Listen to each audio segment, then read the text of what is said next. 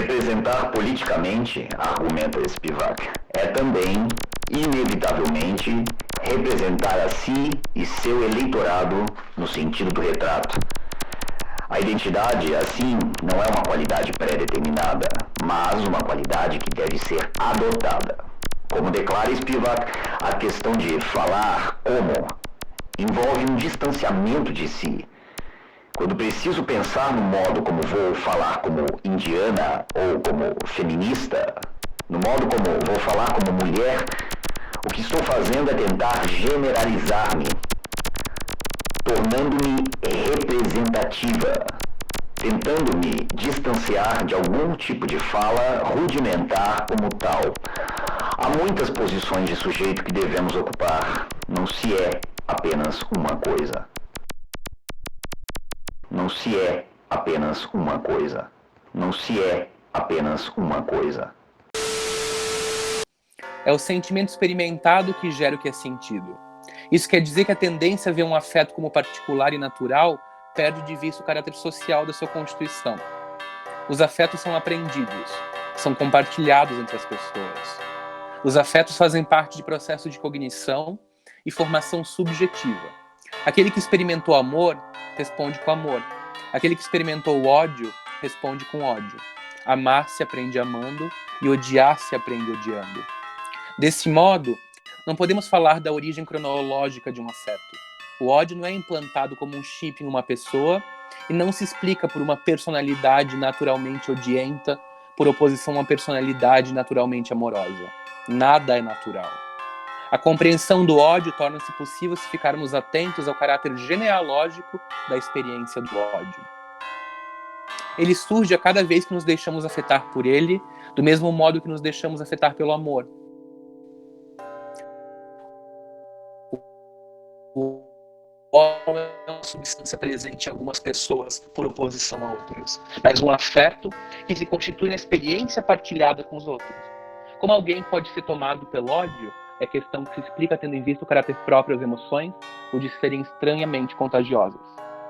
E de quando tu falas dessa visão, né, de olhar para esse outro e de olhar para ele com ódio, com desconfiança, ou olhando para ele como esse outro que é sempre uma ameaça para mim, né?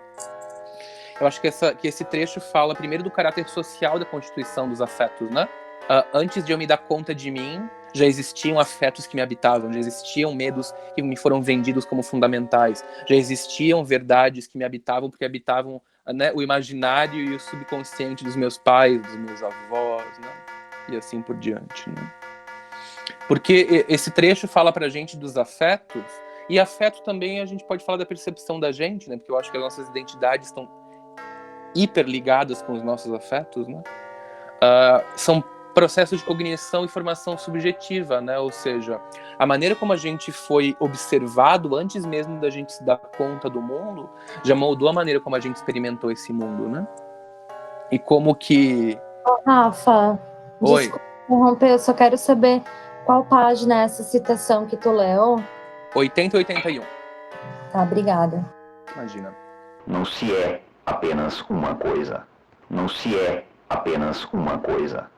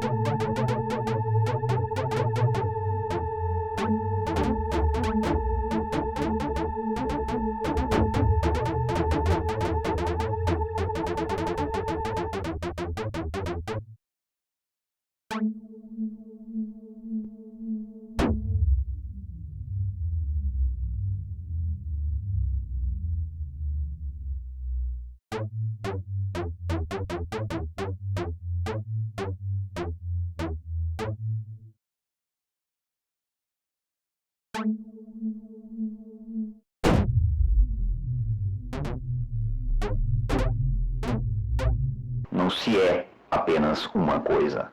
Não se é apenas uma coisa. Meu, sério que eu tenho que responder o porquê que é importante ter um conselho municipal para pessoas LGBTs na cidade? Eu não tenho que responder isso, eu tenho que responder outras coisas, eu tenho que responder também isso. Mas sim, isso vocês já sabem, vocês já perguntaram várias vezes. E, enfim, é o lugar da ressentida também, a louca, mas que é importante pra gente pensar outras formas de articular o diálogo, né? Pode a ressentida questionar? Pode.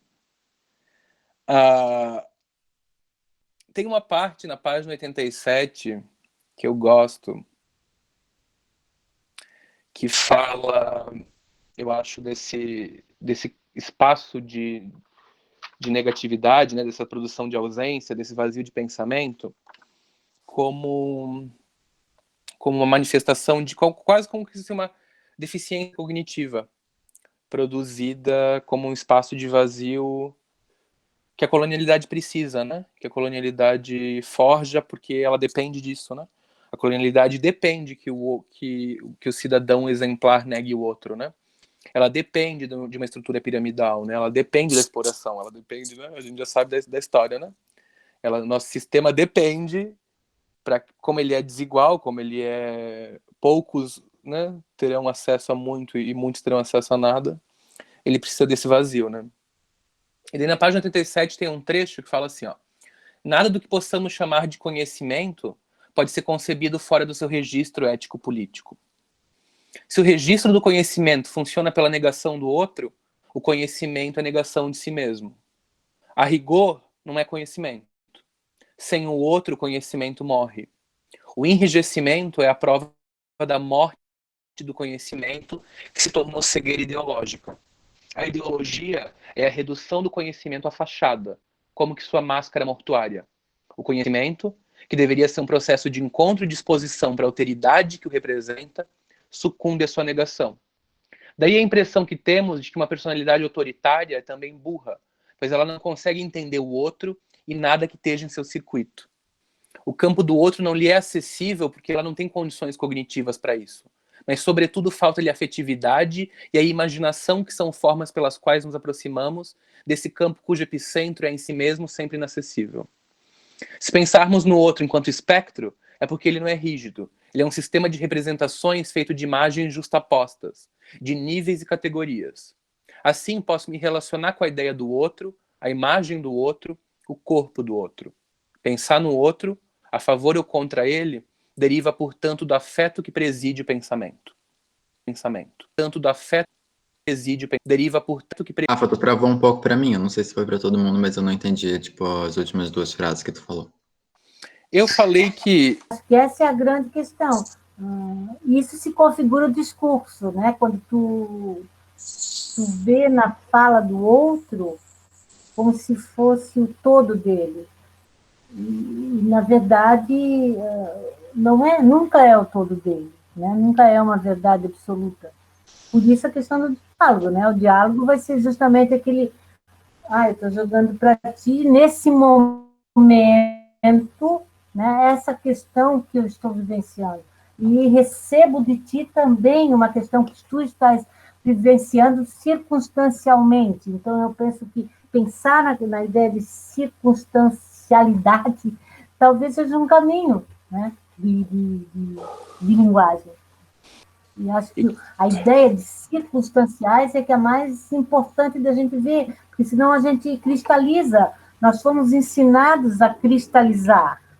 Né? Como produtos da indústria, a gente tem que gerar um produto, e gerar um produto é cristalizar. Né? Então, eu penso que é com isso que a gente tem que romper. Não se é apenas uma coisa. Não se é apenas uma coisa. É isso, chuchuzes. Estão quietinhos hoje, né? Falaram semana passada. Então, né? Gente, eu até ia falar, mas acabei de derramar café no meu computador. Socorro. Ah, meu Deus.